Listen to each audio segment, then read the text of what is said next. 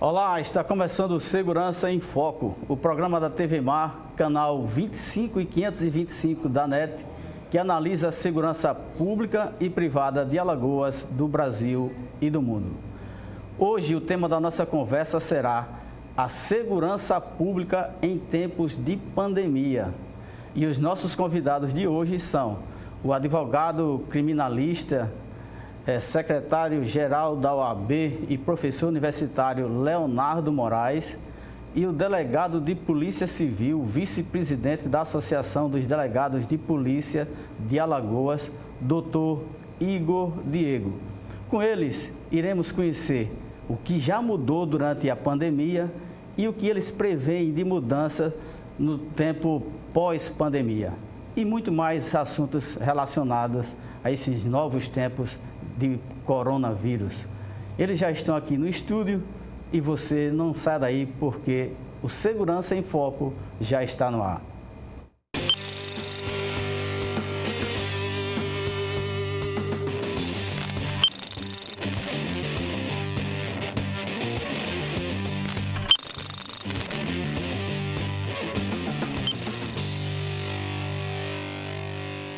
O Segurança em Foco está começando, o programa que é transmitido ao vivo pelos canais 25 e 525 da NET, pelo portal Gazeta Web e pelas nossas mídias sociais. Como informamos, o nosso tema hoje é a segurança pública em tempos de pandemia. E os nossos convidados são o Dr. Leonardo Moraes, advogado criminalista, e o Dr. Igor Diego, delegado de Polícia Civil. Bom dia, doutor Leonardo. Bom dia, doutor Igor. Bom dia. Vamos começar com o mais antigo no programa, viu, doutor Igor? Permissão.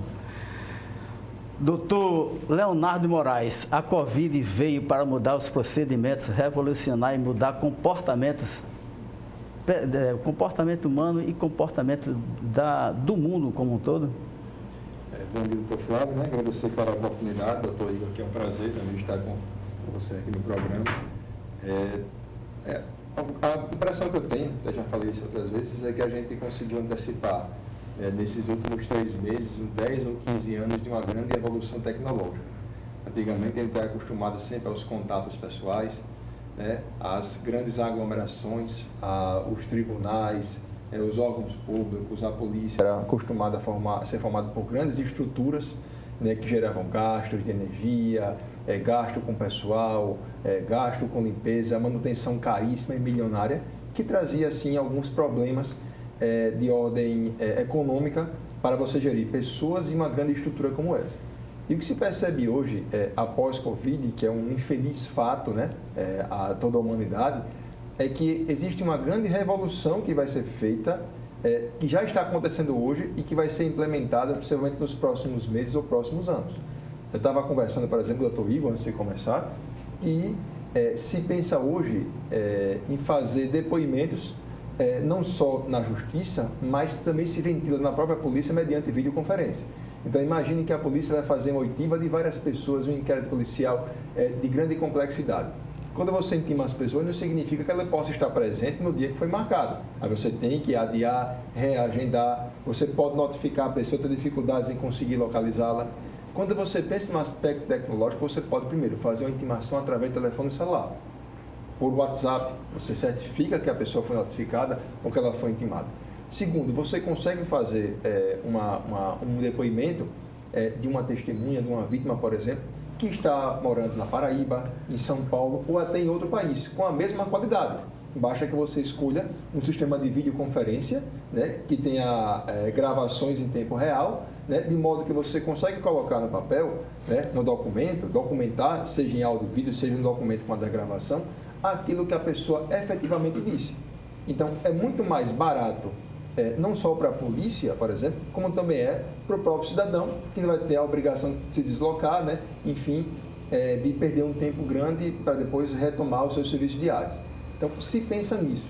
No aspecto também do processo, acontece com as grandes novidades em relação à audiência de instrução de julgamento mediante videoconferência, com um parlatório virtual, de modo que o advogado pode conversar com a pessoa que se encontra presa do seu telefone celular, do seu smartphone, do seu computador, em qualquer lugar em que você esteja. Vamos detalhar passo a passo isso aí e as dificuldades e possivelmente conflito de interesses entre polícia e o exercício da advocacia.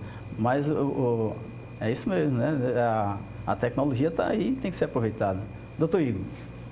Exatamente. Primeiro, uma satisfação estar novamente aqui no programa Segurança em Foco, com o doutor Flávio Saraiva comandando e acompanhado do doutor Leonardo. É sempre uma satisfação muito grande estar aqui com os senhores. E corroboro as palavras do doutor Leonardo. É um momento que nós tivemos obrigação de evoluir por conta da pandemia, por conta das aglomerações, tiveram que ser feitos modelos diferentes do que a gente tinha tradicionalmente, e isso fez com que a gente pudesse analisar nesse curto período de tempo o que dá certo, o que não dá certo e o que precisa ser melhorado para o futuro. E agora deve ser a nossa visão, ver o que deu certo, ver o que está sendo evolução e também melhorar aquilo que está dando certo, doutor, até o momento, para que a gente possa ter mais segurança nos procedimentos que são realizados e também para que a gente possa ter legitimidade nos procedimentos que são realizados. A segurança, a Polícia Civil especificamente, lida com diversos crimes. E também tem uma gama, doutor Flávio Saraiva, que é uma gama de uma população carente que é atendida nas delegacias. E que, por incrível que pareça, doutor Leonardo, a gente atende muitas pessoas que sequer sabem assinar o nome no interior do estado de Alagoas. E essa questão tecnológica não vai ser alcançada facilmente para essas pessoas. Eu acho que a grande maioria das pessoas que nós atendemos no interior do estado para crimes, por exemplo, de contra a honra, crimes de ameaça, crimes de violência doméstica, essas pessoas não têm, muitas vezes, possibilidade de utilização ainda dessas ferramentas digitais. Por isso que eu falo que nós temos que ver o que dá certo referente à polícia e o que é que nós precisamos melhorar para que esses procedimentos tenham legitimidade. Mas, sem sombra de dúvidas, nós precisamos avançar nessa área tecnológica, né? Utilização da tecnologia, novas ferramentas tecnológicas e acompanhar o que é praticado no Judiciário, no Ministério Público, na Advocacia e na Defensoria Pública. Porque muitas vezes a polícia ela fica um órgão à parte nessas discussões, doutor. Simplesmente por quê? Porque o processo, o calor das discussões é feito na delegacia. Quando você formaliza aquele calor, aquelas discussões, a tipificação, você encaminha para o Judiciário, Ministério Público, a Advocacia, e lá vai ser mais uma análise processual. Então, quando tem audiências, quando tem esses atos processuais, as partes já estão mais preparadas para saber a utilização. E na delegacia, não. Muitas vezes chega lá as duas partes se agredindo ainda. E tudo isso não tem como você utilizar ferramenta tecnológica a não ser o atendimento presencial. Mas, repito, são casos específicos que a gente tem que avaliar em cada circunstância. Mas, sem sombra de dúvida, precisamos evoluir muito na utilização de tecnologias. Perfeito. A gente afirmou que a pandemia ela mudou comportamentos humanos, mas parece que não mudou de forma muito significativa porque a corrupção ainda continua e muita gente se aproveitou dessas contratações emergenciais para fazer o que bem queria, o que quisesse. E aí temos um escândalo à vista que já batizado de Covidão. Como o senhor analisa isso, doutor Leonardo? As informações passadas em outros estados mostram que operações que envolvem a Covid-19, né, em relação a licitações, etc., e superfaturamento, já começaram, então, no Brasil inteiro.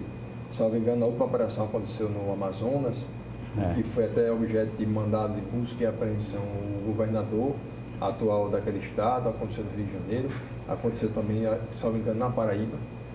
Não tenho certeza, mas também em Pernambuco. Pará, Amazonas. Pronto, então, são vários estados em que existem essas acusações, né? Tomara que não sejam verdadeiras, seja uma suspeita que não seja concretizada, porque Em plena Covid, sempre o grau de reprovabilidade é sempre maior em relação a quem pratica corrupção, especialmente nessa época em que as pessoas estão fechando estabelecimento, perdendo seus empregos e especialmente falecendo diante dessa pandemia. Mas, cara, um problema novo, né, que deve ser objeto de várias investigações, a tecnologia está com isso, ela traz várias formas de você conseguir investigar e obter indícios contra A, B ou C. Né? Tomara que essa realidade também não chegue em Alagoas, né? Não se sabe se vai chegar ou não, e especialmente que essa fumaça seja apenas uma fumaça, né? Que não seja comprovadamente provado de que a pessoa durante a pandemia tenha superfaturado, enfim, fraudado licitação, enfim, praticado corrupção. Igor. Bem, em primeiro lugar, doutor Flávio, eu acho que é importante a simplificação nos procedimentos de licitação como foi feito, para que você possa adquirir equipamentos, produtos, utensílios de saúde com rapidez, com a urgência que requer. Então, na minha análise, não é a simplificação nos procedimentos de licitação que é a causa do problema. A causa do problema é a moralidade pública. Verdade. Né? Então, muita gente criticando, não deveria poder fazer sem licitação. Eu acho que esse não é o tema central. Eu acho que o tema central é a moralidade dos gestores. E como o doutor Leonardo falou, nesse momento o que nós temos agora são diversas investigações que já culminaram com algumas operações e outras que ainda estão em andamento para análise do que realmente poderia ser gasto ou não e dos valores que foram adquiridos esses equipamentos.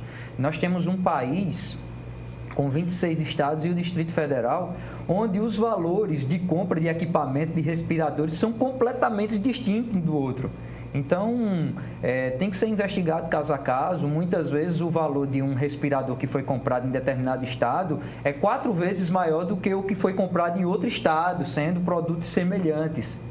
Outras operações que estão sendo realizadas é porque equipamentos foram comprados de uma marca e foram entregues pelo fabricante, pelo contratante de outra marca. Né? Então, assim, são diversas situações que estão sendo envolvidas e, diga-se de passagem, tanto a investigação para a administração pública, quanto para a atividade privada que está vendendo os equipamentos, não é apenas para os gestores públicos. É uma nova realidade, uma situação de urgência que traz os problemas também da urgência. Deve ser investigado. É uma investigação, como o doutor Leonardo falou, que tem ferramentas de você verificar, porque hoje tem a quebra de sigilo das contas públicas, que você pode ver cada item que foi comprado, né? Tem o valor que você hoje pode comparar mundialmente, hoje de casa, no computador você pode comparar, fazer essas cotações, e isso está muito fácil de ser evidenciado, claro, depende de uma investigação, tudo, mas temos ferramentas suficientes que, com certeza, o gestor público não vai passar em branco de punição se forem evidenciadas. Quais são os efeitos que os senhores já sentem na segurança pública com relação à pandemia, nesse tempo de pandemia? No aspecto das investigações, não se sente muito, né, em relação à sua continuidade. Né? O fato de haver a pandemia e por ser a Polícia Civil um serviço essencial, assim como a Polícia Militar, não se vê muita diferença, é a percepção que eu tenho. Né? Mas, ao mesmo tempo, e claro, sempre fazendo esse misto entre realidade e aquilo que virá, e o que já está acontecendo do ponto de vista de uma revolução tecnológica, claro que a gente sabe que os clientes preferenciais de um sistema penal de segurança pública são os mais pobres. São as pessoas de pele escura, são as pessoas mais vulneráveis. Não estou aqui a falar que o objeto dos órgãos de persecução penal sejam os mais pobres, mas estatisticamente e objetivamente o número demonstra que 90% das pessoas que estão presas são as pessoas que cometeram crimes praticados em tese pelos mais vulneráveis. Então, não se sente grande percepção quanto a isso. A realidade é essa. Ao mesmo tempo, o que se percebe é que essa revolução tecnológica ela veio e vai ser preservada. Claro, como as pessoas são pobres, é difícil você imaginar que você vai conseguir iniciar uma investigação através de videoconferência, por exemplo. Mas você pode muito bem colher provas através da tecnologia. Eu tive recentemente alguns congressos que eu participei nesse mundo virtual. Eu confesso que eu participo todos os dias de um. Segunda-feira foi 5h50 da manhã e terça, quarta, quinta, sexta e sábado às 10 horas da noite. Então, eu não paro nunca de vivenciar essas questões, né? Mas essa explosão, ela veio então para ficar, né? No aspecto da segurança pública, ela é importante não só na hora de você colher a prova, mas também na hora de você proceder a investigações. Eu tive uma frase que eu só um pouco ao lado da pergunta, em que se perguntava se governo A, B ou C seria responsável pelas investigações policiais. É como se a investigação que a Polícia Civil houvesse feito aqui em Alagoas, ela fosse creditada ao político A, B ou C. Ao mandatário quando a gente sabe dia. que a polícia ela é um órgão de Estado, não de governo. Exato. Assim como acontece com as Forças Armadas, com a Polícia Militar. Então, nunca se viu tanta investigação como hoje. Nunca se viu pessoas de poder aquisitivo alto sendo tão investigadas quanto hoje. Nunca se observou operações policiais em que se prende governadores, parlamentares, né? Enfim, que se investiga pessoas que tenham alto poder aquisitivo e político, né? Quanto hoje. Fazer a prisão de um ex-presidente no meio da rua, né? Como ocorreu com o presidente Temer. Claro que nesse ponto seria completamente desnecessário, né? E aí traz a questão do lawfare, que é outro aspecto, não quer você usar a ZECA do processo penal como instrumento de destruir a imagem de alguém. Você poderia intimar a pessoa que vai ser presa, caso ela resista, vai ter sido como foragida, aí sim a prisão pode acontecer em qualquer momento, né? Mas você filmar, chamar a imprensa como forma de desmoralizar alguém, que já está sendo investigado, enfim, que tem uma prisão preventiva contra si, eu acho que foi sim. Não, eu tenho certeza que foi um exagero, né? Que até seja uma responsabilidade civil e criminal. Doutor Igor, o senhor que está no dia a dia nas demandas da delegacia, o que foi que o senhor observou na prática esses efeitos da pandemia? Doutor, com relação ao serviço policial, como o doutor Leonardo bem falou, é um serviço essencial, então nós não paramos de trabalhar. Houveram algumas adaptações. Por exemplo, diversos decretos estaduais Brasil afora foram promulgados e as secretarias de segurança pública, Brasil afora também, disciplinaram como deveria ser a atividade policial. E além da Secretaria de Segurança Pública aqui no estado de Alagoas, nós tivemos uma resolução da Delegacia Geral da Polícia Civil, onde ficou estabelecido que os atendimentos presenciais nas delegacias ficariam a critérios do delegado de polícia. No entanto, atendimentos presenciais seriam obrigatórios nos casos de crimes mais graves, como homicídio, latrocínio, violência doméstica, violência contra a criança e adolescente, contra o idoso, uma série de crimes lá que foi listado nessa normativa que não estaria mais a critério do delegado de polícia, seria obrigatório. Para as demais situações, seria um atendimento que deveria ser priorizado o telefone ou a internet. Para que a gente pudesse alargar, ampliar o atendimento à população, foi feita uma medida muito importante no âmbito da Polícia Judiciária, da Polícia Civil, que foi a divulgação maior da delegacia interativa, onde o cidadão pode entrar pela internet, doutor Leonardo, e fazer seu próprio boletim de ocorrência. Mas não foi só isso. A delegacia interativa também ampliou o número de crimes, de ocorrências que podem ser registradas por ela. Porque quando você entra lá, pergunta, é um crime de ameaça?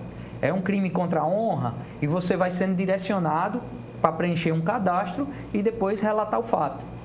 E essa ampliação na delegacia interativa fez com que as pessoas não tivessem que se dirigir até uma delegacia de polícia para registrar um boletim de ocorrência.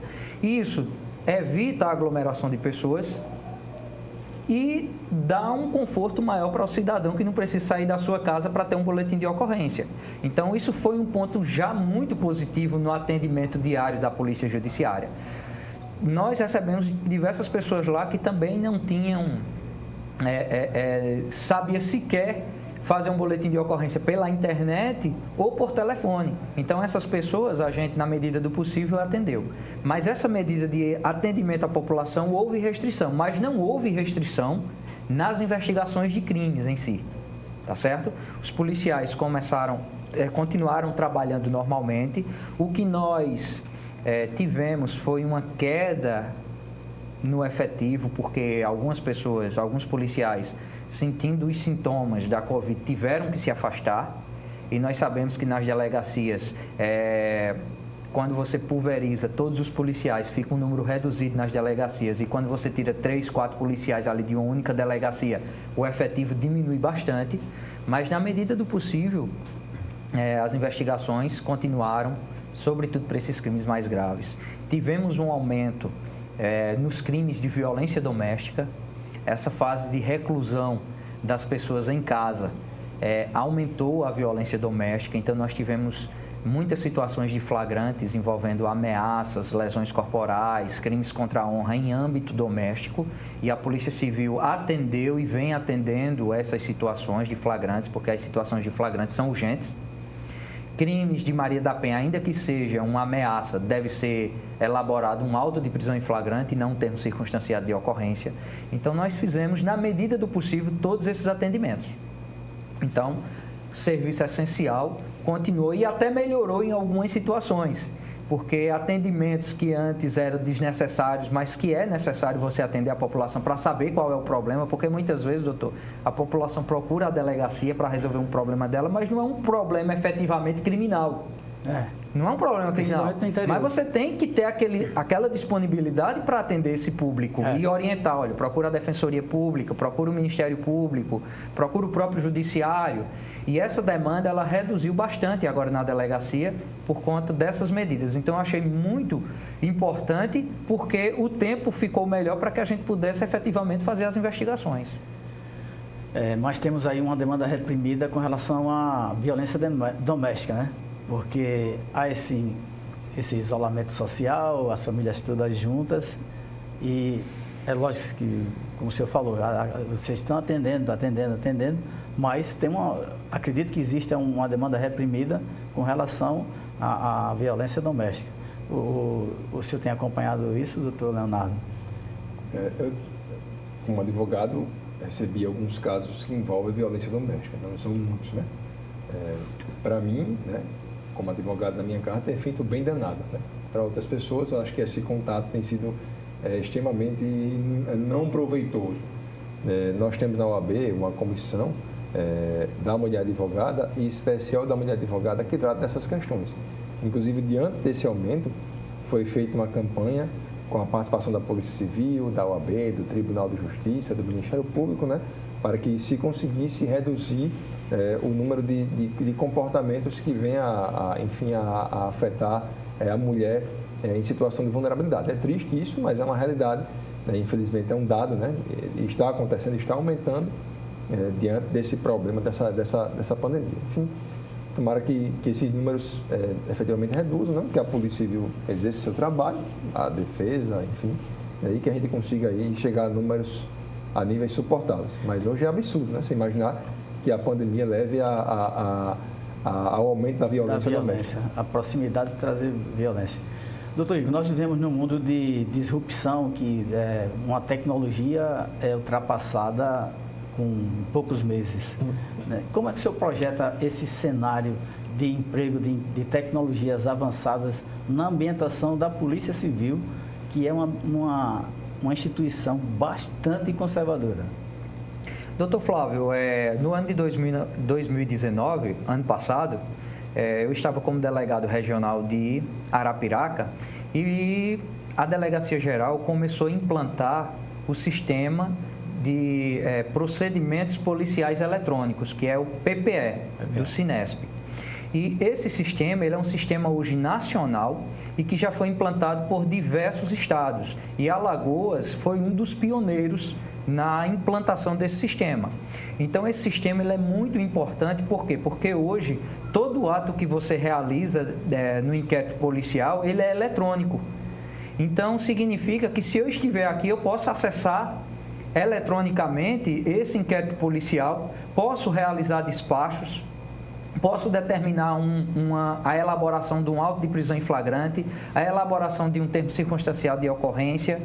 E esses procedimentos eletrônicos policiais, eles foram muito bem recebidos aqui na Polícia Civil. Antes, nós tínhamos um sistema chamado CISPOL, que o sistema Cispol era muito bom também para fazer os inquéritos policiais. Foi uma novidade no momento dele, né? Exatamente, mas as peças não eram geradas dentro deles, ele tinha um suporte mais restrito e as informações do PPE, Cinesp, por meio da Senasp, que é a Secretaria Nacional de Segurança Pública, faz com que a gente tenha um conhecimento das informações em todos os estados que implantaram o procedimento policial eletrônico. Então, isso é muito bom e tem facilitado muito. Precisamos sempre evoluir. Nós temos aqui a coordenação também de implantação, inclusive é coordenada hoje, salvo engano, pela doutora Bárbara, que é a gerente da região metropolitana, da Polícia Judiciária aqui, onde nós fazemos sugestões para ela. Doutora Bárbara, precisa melhorar aqui o procedimento de busca e apreensão, precisa melhorar uma abra para colocar esses objetos apreendidos. E a gente manda para ela, elabora o ofício, encaminha para Brasília, e Brasília tem uma reunião que faz essas adaptações no sistema. Então, eu acho que nós estamos evoluindo muito, esse sistema já evoluiu muito dentro da Polícia Judiciária. Com relação à conclusão desse inquérito policial, hoje, quando é elaborado um boletim de ocorrência, doutor, você tem que despachar. Aquele boletim de ocorrência, ele não fica mais lá, vira uma folha de papel que você pode ou não fazer uma investigação. Você tem que despachar. Então, se você instaura um inquérito policial, não tem mais como você apagar aquele inquérito policial, não tem mais como você desfazer aquelas peças que você foi feito. E caso alguém consiga, tem a auditoria que são fiscalizadas, né, são feitas pelas corregedorias de polícia. Então, assim, traz uma segurança muito maior para o cidadão, para a polícia e até para a advocacia, que a advocacia agora tem um acompanhamento realmente do que foi feito no inquérito policial. Nós ainda não temos um sistema interface conectado com o sistema judiciário, que é o ESAGE, que é o sistema de automação da justiça. Porque seria interessante que a gente já pudesse gerar no nosso sistema e eletronicamente, sem folha de papel, a gente já pudesse encaminhar pelo ESAGE, mas não funciona assim hoje. Nós temos que terminar o inquérito no nosso PPE, que é o procedimento policial eletrônico, imprimir tudo, digitalizar para carregar no ESAGE.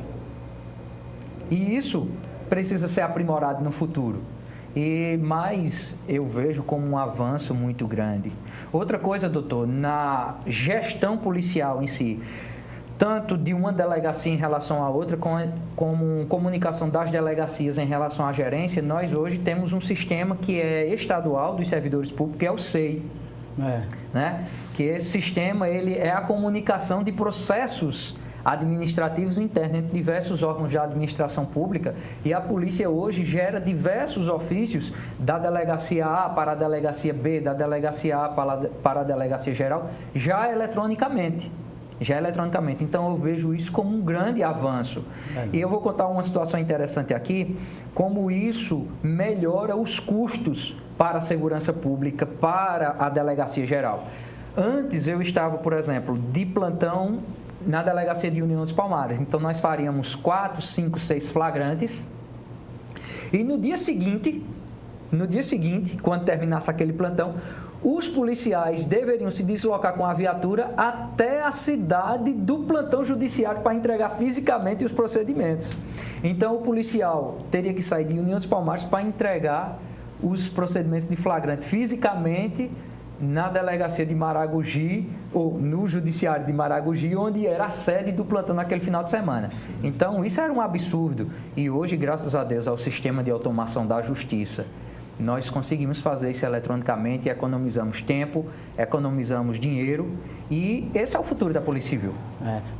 Só acrescentando aí sobre o PPE, nós participamos da construção desse sistema quando a gente estava dirigindo o Departamento de Informática, né? E Alagoas seria o segundo estado a recebê-lo. Seria Roraima o primeiro e Alagoas seria o segundo estado. O estado, uma decisão equivocada de gestão, preferiu investir num sistema que era batizado de SIGO, que não seguiu para canto nenhum, parou, e a gente perdeu essa oportunidade de ser o segundo estado a ser atendido com o PPE. Doutor Leonardo, e essa disruptura de tantas tecnologias chegam à advocacia? A advocacia teve muito objeto de muitas mudanças ao longo desses últimos tempos, né? Eu estava até falando assim, começar, mas muito rápido. E o senhor, como secretário-geral da OAB, você tem desafios, né? Tem. É difícil porque são muitos colegas, né? Até pouco tempo atrás tínhamos 50, 45 advogados que exerciam advocacia criminal em Alagoas, né? Hoje já somos mais de uns 350, mais ou menos, então teve um crescimento muito grande. Mas a gente era muito acostumado, enquanto advogados, a advocacia meramente reativa, né? A polícia realizava suas investigações, o advogado acompanhava o depoimento feito por aquele que era suspeito, não podia fazer nenhuma pergunta ao final, sequer fazer um arrazoado. Quando você pedia, então, que a polícia realizasse uma investigação, o delegado poderia fazer de acordo com o seu critério, né? Já que ele é discricionário em relação à condução, né, da investigação. Essas questões na fase de investigação policial mudaram, né? Em 2016, houve uma modificação do Estatuto da OAB, que diz que o advogado não só pode acompanhar o interrogatório, se for vedado esse direito, o interrogatório é nulo, pode acompanhar o depoimento de testemunhas, também pode ser nulo se não houver o seu acompanhamento, e pode fazer perguntas ao final. Então, ele pode apresentar quesitos, as testemunhas, a vítima e até o interrogado, que no caso é o seu cliente, como também pode apresentar um arrazoado de fatos para discutir teses e assim por diante. Claro, o requerimento para que o delegado de polícia ouça uma testemunha, colha uma prova, ele é observado de acordo com o critério subjetivo do delegado de polícia. Então, isso permanece. Como existe, basicamente, uma polícia, que o nome é Polícia Judiciária, como se a polícia servisse ao Ministério Público, ao Poder Judiciário, como o Ministério Público desempenha um controle externo à polícia, de modo que se o Ministério Público requisita que seja feita uma prova, o delegado nada faz, responde pelo crime de prevaricação. Então, enquanto o Ministério Público, a acusação, ordena que se produza uma prova, salvo se for algo absurdo, né, criminoso, o delegado ele tem o direito de não cumprir, por ser uma ordem legal, e a defesa, ela pede. Então, perceba que na fase de investigação policial há uma completa desigualização.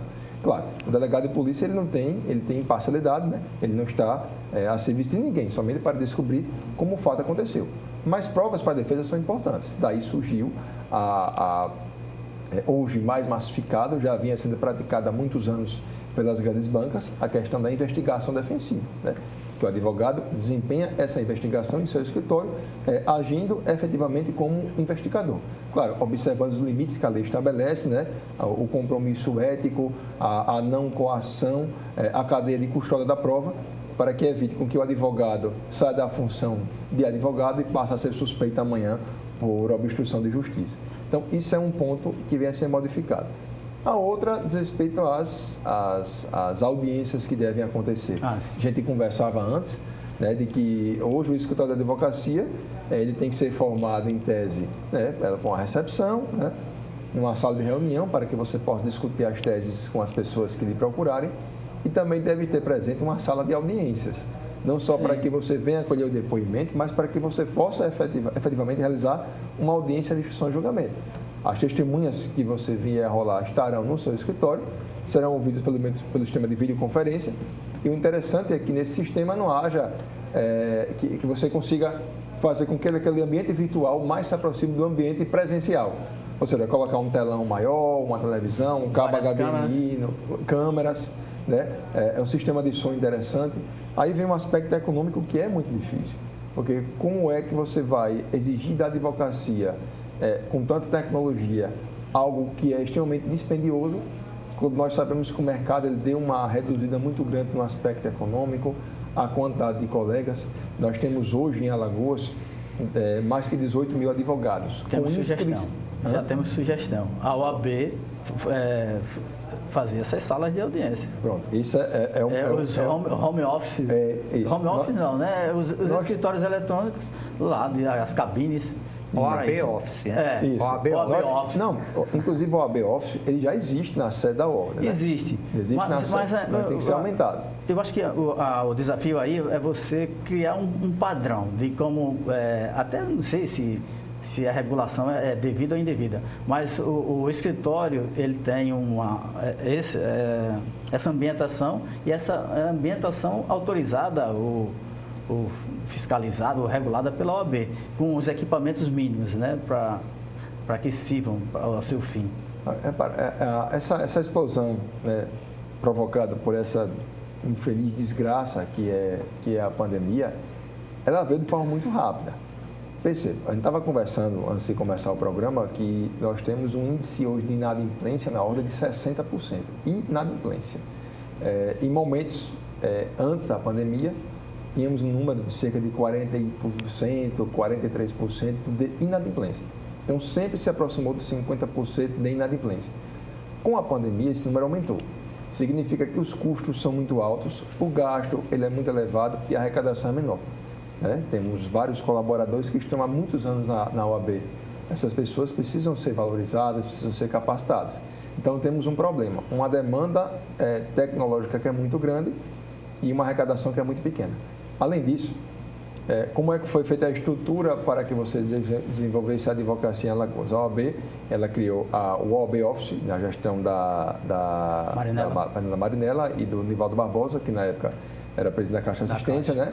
Criou o OAB Office, que fica na sede da OAB, que fica em Jacarecica. E também construiu uma sede nova em Arapiraca. Além disso, o que é que vai guarnecer a advocacia? Em cada juizado especial, em cada fórum e em cada comarca, existem salas da OAB. Qual o problema? Diante da pandemia, todos os fóruns estão fechados. Que tem computadores da OAB, tecnologia, que tem servidor. Então, como é que você consegue abarcar em um espaço na OAB, que você tem muitas cabines lá, você tirar todas as comarcas, todos os juizados especiais, todo mundo se aglomera na sede da ordem? Isso é um problema. Segundo, por mais que você venha ampliar esse serviço, você poderia gerar agora aglomerações. Então, quem seria o responsável por espalhar, então, a pandemia, né? Por isso que existem vários projetos capitaneados aí pela Caixa de Assistência, que o presidente é o Edvaldo Maiorano, né? O próprio Nivaldo Barbosa. Eu vou lá dentro da sempre a minha contribuição, né? De forma que a advocacia não possa parar com essa explosão tecnológica. Mas, eu repito, é interessante que se observe não só a tecnologia em relação aos órgãos estatais, Polícia Civil, Judiciário, Ministério Público, dentre outros, mas também observe que a advocacia é uma atividade privada e nem sempre ela consegue acompanhar, do ponto de vista econômico, essa grande evolução que existe nos órgãos públicos. Eu acho que tem mais capacidade.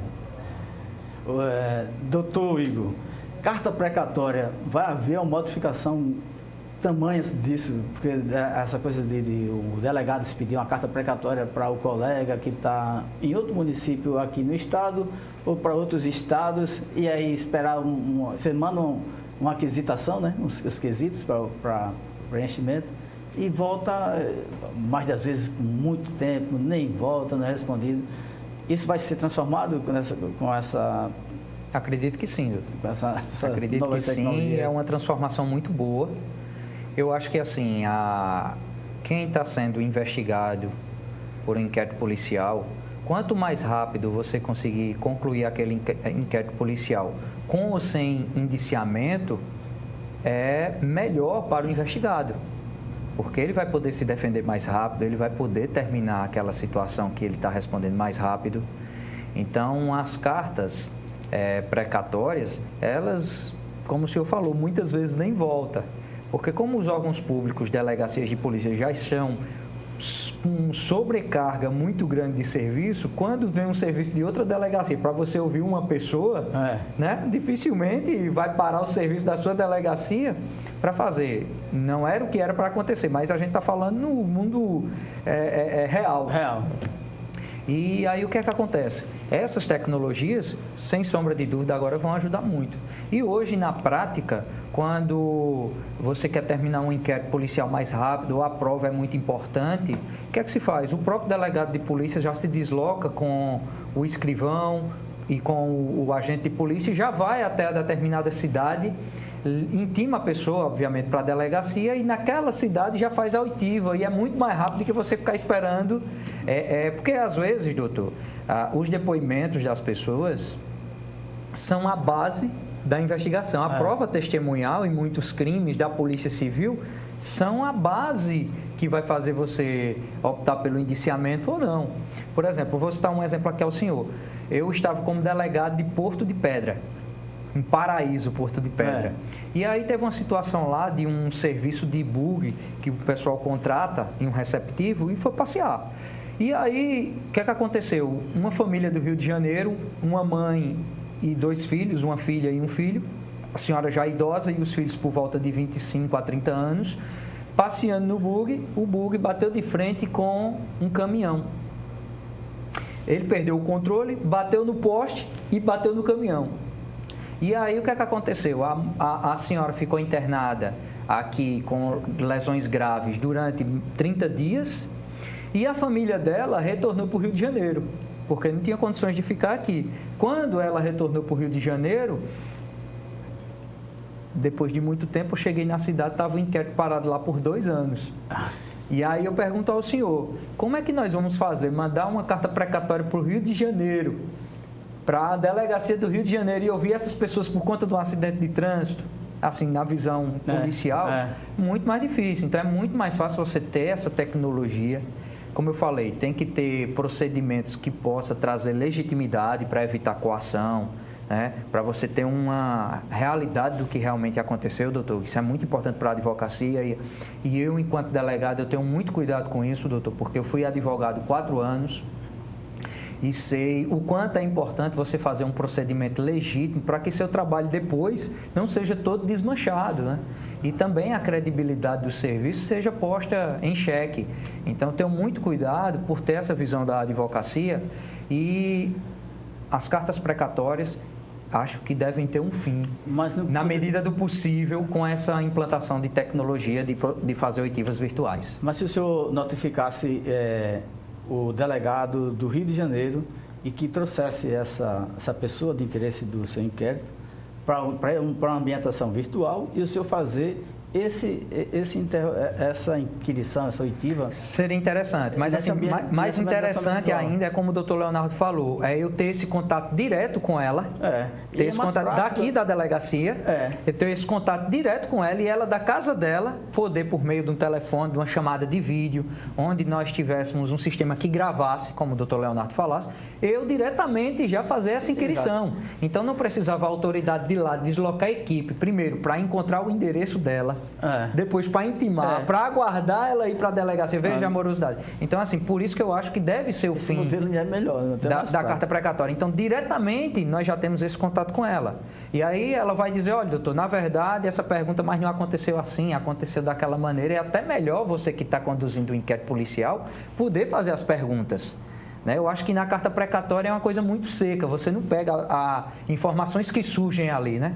Então, assim, eu acho que é o fim, eu acho que é um fim não, eu acho que é uma mudança que viria para melhorar muito o trabalho policial e até da justiça, Eu confesso que quando recebi uma carta precatória eu ficava desconfortável, porque você pouco sabe da situação. Exatamente. Aí você perguntar, vem as questões e você...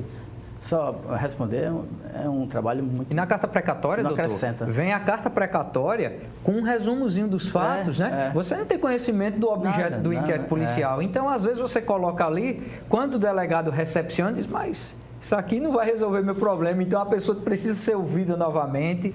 É bastante... E assim, é uma tecnologia barata. Você entrar hoje, tem vários sistemas que você entra, reuniões agora. Febre. Né? Então... Vamos evoluir muito. Eu tenho certeza que, como eu falei no início do programa, precisamos aprimorar essas ferramentas, discipliná-las, normativar como deve ser a legitimidade disso, e a partir daí a gente evolui muito, e ganhar muito tempo. o procedimento, né? Doutor Leonardo, o senhor acredita que de agora em diante irá ter uma virtualização de todo o procedimento da investigação até o final do processo? Inclusive com a virtualização do Tribunal do Júri? É uma pergunta difícil, né? Só para complementar o que o doutor Igor falou, o próprio CPP, no artigo 222, parágrafo 3º, ele deixa aqui bem claro a questão da possibilidade de você ouvir testemunhas que seriam ouvidas mediante carta precatória por meio da videoconferência ou do recurso tecnológico de transmissão de sons e imagens, né? Então, isso já está previsto no Código de Processo Penal e ele é muito mais eficaz, como eu disse, porque ele permite que o próprio investigador lhe faça, então, as perguntas à pessoa que vai ser ouvida. É um recurso muito barato e, se a gente for observar a economia que os estados terão a curto prazo, é algo notável. Um aspecto dos procedimentos em âmbito judicial A tecnologia, como eu disse, ela chegou. A Alagoas já tem realizado assim, algumas audiências de instrução e julgamento. Eu fiz audiências em juizados especiais. Até então, eu não fiz nenhuma audiência de instrução e julgamento mediante videoconferência. Até porque eu tenho algumas resistências e alguns buracos que eu acho que precisa tapar neste momento. Mas vai ser implementado. Salvo engano, no dia 29 de julho, as audiências de instrução e julgamento vão acontecer de forma regulamentada pelo Tribunal de Justiça, claro que com todos os cuidados necessários. Mas vou dar um exemplo, do ponto de vista prático, de uma audiência que eu fiz, que foi o cumprimento de uma carta precatória. Seria ouvida a autoridade X, eu estive presente na audiência, só que quando a carta precatória foi enviada, ela foi enviada somente como um resumo do processo. Não tinha algumas peças importantes. O crime seria uma falsificação de um documento particular ou falsidade ideológica. Então, eu precisaria mostrar aquele documento à testemunha para ela observar se aquela informação ela é autêntica, se realmente aconteceu. E segundo, se ele reconhece aquela assinatura. Se ele não reconhece, é uma outra questão. E quando eu fui perguntar, Excelência, nas folhas X, nós temos um documento que, ele me interrompeu na hora para dizer que não tinha como apresentar um documento, já que havia um cumprimento de uma carta precatória. E eu indaguei. Se a audiência fosse presencial, eu teria como apresentar essa documentação à testemunha? Sim. Então, não podemos estabelecer que exista uma possibilidade de participação maior em uma audiência presencial e uma menor em uma audiência telepresencial. Isso é um ponto que deve, então, ser resolvido. Tem forma de resolver? Tem. Como? Você pega aquele documento digitalizado, você faz o espelhamento, a pessoa vê. Só que, nessa ocasião, não foi permitido. Ela teve que pegar o documento para ficar mostrando pela câmera, telefone e celular. Agora, a testemunha reconheceu que a assinatura era dela e que o conteúdo também era verdadeiro. Então, resolveu um problema nesse, mas não resolveria, por exemplo, em outros casos. Um outro ponto. Se uma testemunha ela é ouvida durante um processo, na sua casa. Você pode acrescentar, viu, doutor Igor? Claro. Se quiser, já fica à vontade, para interromper na hora. Né? Se uma testemunha vai ser ouvida no local X, o oficial de justiça vai ligar para ele, vai enviar o link, que ele vai abrir, então, naquele horário com o telefone celular. Primeira coisa, a pergunta e a percepção com o telefone celular é completamente diferente do que o mundo real como estamos aqui. Isso é um ponto. Segundo, houve um caso que aconteceu, eu não sei se foi aqui em Alagoas, me contaram um caso desse, em que foi fazer um depoimento para ouvir uma testemunha, a testemunha colocou o telefone celular na sala de casa, e quando o juiz indagava a testemunha, quem respondia era a mãe. Sim. E aí o juiz disse, olha, só uma advertência aqui, a pergunta é feita à senhora, ninguém poderá interferir. Aí a mãe respondeu, como é? Percebe. São problemas. E hoje, com a tecnologia, se a testemunha está sendo ouvida com o WhatsApp web aberto, ela pode ser ameaçada. Então, a câmera tem que ser focalizada na pessoa ou deve ser uma câmera com 360 graus para observar o que está acontecendo? Até para ver comportamento, né? Isso. Então, há um risco muito grande para que se tenha depoimentos forjados, né? A testemunha ou vítima que seja coagida a falar aquilo que ela não viu ou aquilo que ela sofreu. Enfim, são pontos importantes que devem ser observados aí em uma audiência de instrução e julgamento. Né? Depois eu converso sobre o júri. Essa visão que o doutor falou é muito importante. Isso é um cuidado que o sistema de justiça deve ter como um todo. E aí o sistema de justiça envolve, obviamente, a advocacia, doutor. E, por outro lado, também, doutor, traz uma segurança para quem é testemunha de crimes graves, como, por exemplo, que é uma discussão muito grande, homicídios e outros, porque muitas vezes há absolvição porque as testemunhas, quando chega no momento da audiência, não tem coragem de afirmar na frente do advogado ou na frente do próprio suspeito, que é um direito constitucional, obviamente, e processual, mas não se sente confortável, não vai colocar a vida dela em risco para fazer com que aquele indivíduo seja preso.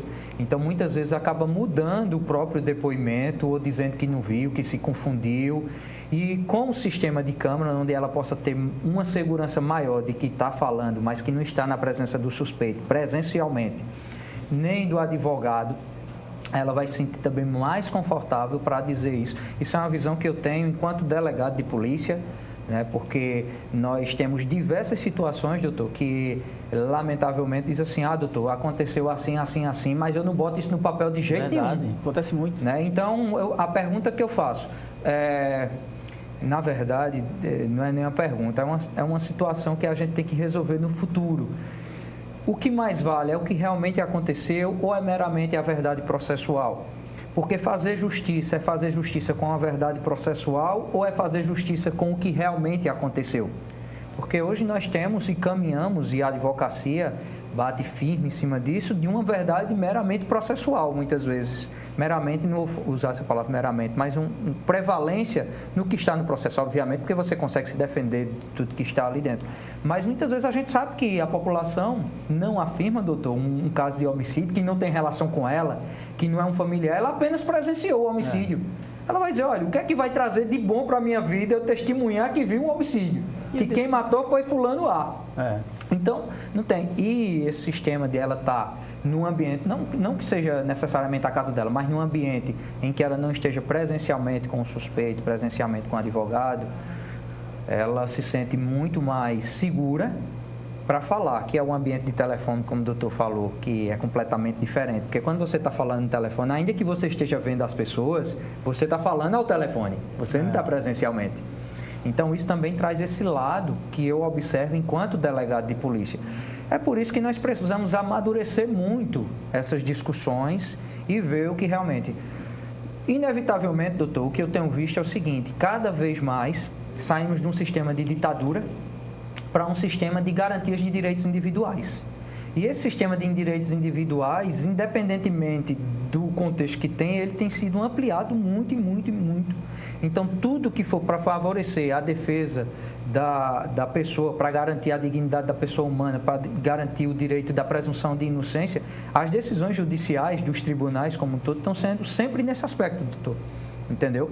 Então, é uma coisa que tem que ser analisada realmente na essência, e não meramente processual, se o senhor me entende, que isso não é uma crítica, tem que estar no processo, mas assim, tem que ver também a verdade real. E a tecnologia pode ajudar nisso, é isso que eu estou querendo reafirmar, que a tecnologia pode afirmar, entendeu? Porque é o seguinte, se a testemunha afirma, na frente ali, está beneficiando o Ministério Público, não está, tem sempre essas discussões que não é isso que nós temos que olhar enquanto cidadãos do país. A gente tem que olhar, o cara que cometeu o crime, ele tem que ser condenado, se tiver de ser condenado de acordo com a legislação. Não é porque eu sou advogado que eu tenho que sempre prezar pela absolvição dele, ainda que ele tenha cometido o crime.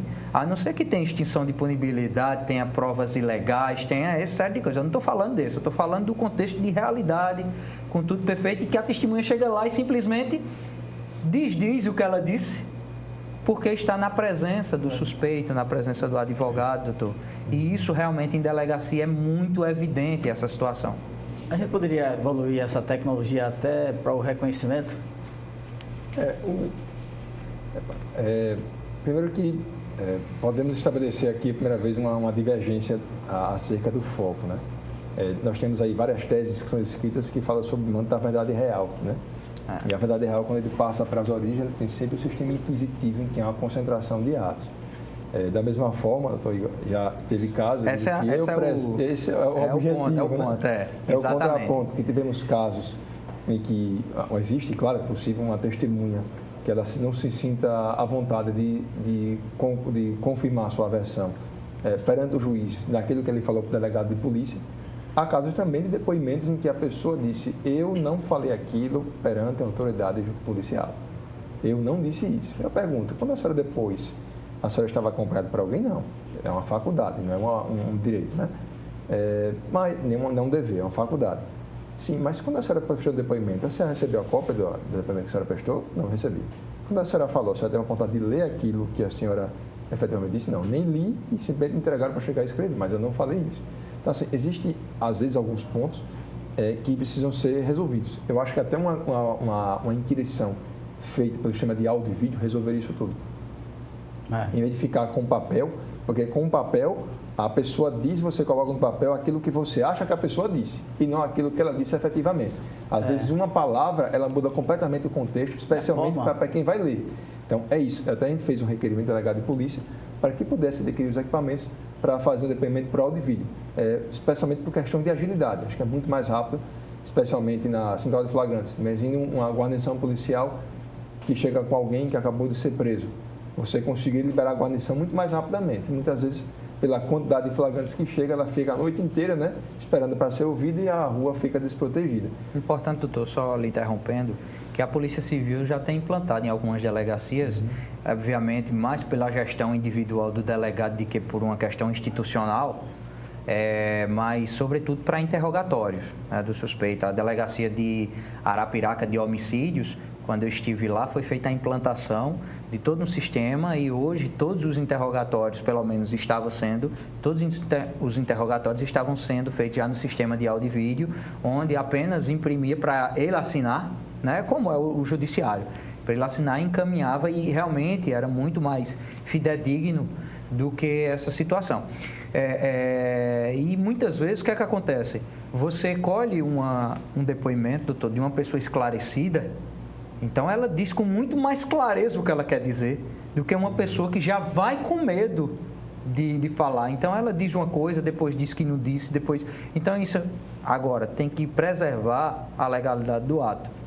A questão que eu falei da testemunha estar em casa ou não, pode ser confrontado da mesma forma.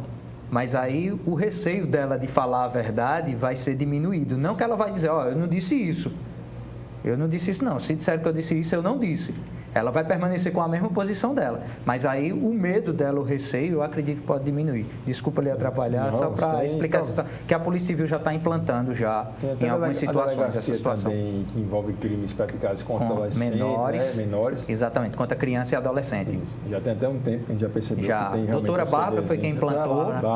Doutora Bárbara foi quem implantou e é muito bem aceito esse sistema. Eu acho interessante porque ele confirma e evita qualquer tipo de especulação, né? Ou de problemas acerca, inclusive, da verdade do processo. Eu, claro, observo sempre a questão da verdade processual porque eu sou um adepto da tese que existe uma diferenciação entre atos de investigação e prova, né? Atos de investigação seriam aqueles que são produzidos pelo delegado de polícia. E prova só é prova quando ela é submetida ao contraditório. Então, aquilo que não há participação da defesa seria um ato de investigação. E quando a defesa participa, seria um ato de prova. E o que importa para a condenação são os atos feitos com o contraditório, né? Aquela questão. Agora, claro, observando a realidade, existem vários procedimentos feitos na polícia que servirão para a condenação.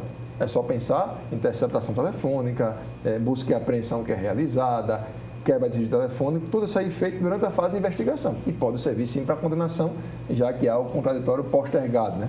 Como se fala aqui em doutrina. Mas, enfim, eu sempre tenho essa questão desse cuidado, né, acerca da tecnologia que vem acontecendo nesse momento. A gente não pode, eu estava dizendo aqui até os considerandos, para uma minuta de implementação de um júri mediante videoconferência, que ele fala aqui, por exemplo, no princípio da duração razoável ao processo, né? Então, há uma preocupação acerca da agilidade processual. Doutor Leonardo, para a gente não ter prejuízo em relação ao conteúdo desse tema, que a gente já está adiando há bastante tempo, vamos deixar para um próximo programa só para tratar do Tribunal do Júri. Claro. E o senhor vai escolher o debatedor. Tá certo. Para retratado. É uma coisa muito complexa e assim, é um momento mágico do advogado criminalista, né? E a gente deve aprofundar muito mais nessa discussão. Nós temos 2 minutos para encerramento do programa e eu gostaria assim de dar as considerações finais dos senhores, projetando esse mundo pós-pandemia na segurança pública, no exercício da advocacia criminal. A tecnologia, ela veio para ficar, não adianta, né? A gente tem que pensar hoje em soluções que a gente possa aperfeiçoar. Resistir àquilo que pode ser resistido. Por exemplo, só voltando àquilo que vai ser falado depois, uma sessão do júri por videoconferência, eu acho um absurdo. Acho que não há argumento de qualquer ordem para que você venha permitir pela liturgia, especialmente por aquilo que envolve uma modificação do processo penal feita por uma resolução do CNJ, né? Já mata a legalidade, já que cabe à própria lei a modificação de regras processuais penais. Então, a tecnologia ela vai, então, acontecer de qualquer jeito. Um outro ponto é que a gente tem que estar, sim, afeto e aberto às novidades que venham a acontecer. E para que isso venha a chegar num nível satisfatório para todos, é indispensável que a advocacia seja ouvida, que a Polícia Civil seja ouvida. Eu já vi até algumas discussões em que não existe nela uma participação de um representante da Polícia Judiciária, não só da Polícia Civil, como da Polícia Federal. Acho que é importante que haja participação de todos, que cada um vai dizer a sua percepção de acordo com o mundo, né? Com a sua ideologia, com a sua visão do mundo sobre aquele problema, né? Então, é importante esse diálogo. Eu sinto que ele é sempre mais frequente. Nunca percebi a advocacia ser tão ouvida quanto nesses tempos em relação a projetos e minutas, né? Enfim, a tecnologia chegou, a gente precisa, então, enquanto a advocacia, falando desse pato, se adaptar, criar instrumentos para isso. A OAB tem uma grande responsabilidade para que ela possa criar ao advogado as condições necessárias para que possa desenvolver bem o seu direito de defesa, porque essa explosão de um mundo digital, ele está presente e nada no mundo vai conseguir arrefecer. E é uma realidade. É uma realidade, então buscamos nos adaptar, dialogar sempre com as pessoas, usar sempre a videoconferência, porque a gente consegue aproximar órgãos que historicamente eram distantes, mas agora cada vez mais se aproximam. O exemplo é aqui. Doutor Igor. Exatamente. Esses procedimentos com relação à tecnologia e inovações tecnológicas que a pandemia fez com que a gente colocasse em prática, antecipando muitos anos, né, da nossa atividade, é muito importante e deve ser aprimorada para o futuro, doutor. Essa questão da gravação dos depoimentos, dos interrogatórios, eu acho que isso é um caminho que vai ser perseguido para o futuro, que deve ser o futuro. Essas questões das cartas precatórias, de serem resolvidas por chamadas de vídeo, sistemas que possam fazer essa gravação, isso vai resolver muito. Uma conexão maior entre o sistema de justiça e o sistema da atividade policial também vai melhorar bastante essa situação. Mais transparência. Mais transparência. A própria atividade da advocacia junto às delegacias de polícia é muito importante. Eu, enquanto delegado, acho muito importante que o próprio advogado possa acompanhar seu cliente, sobretudo nos interrogatórios do cliente, doutor, porque isso dá uma legitimidade maior ao procedimento. O cliente também vai com mais segurança e deve ser preservado com inovação que venha a paridade de armas, né? Que o Ministério Público, a Defesa e a Polícia Judiciária possa ter elementos compatíveis para fazer as investigações e a fase de processo e julgamento pelo Poder Judiciário. E é isso. Muito obrigado. A discussão é ampla, né? A gente teria mais tempo aqui para discutir outros fatos, principalmente o Tribunal do Júri. Estamos devendo, doutor Leonardo. O Segurança em Foco está terminando, o programa que será reapresentado em horários alternativos aqui mesmo na NET, nos canais 25 e 525 e pelas nossas redes sociais. Até a próxima semana.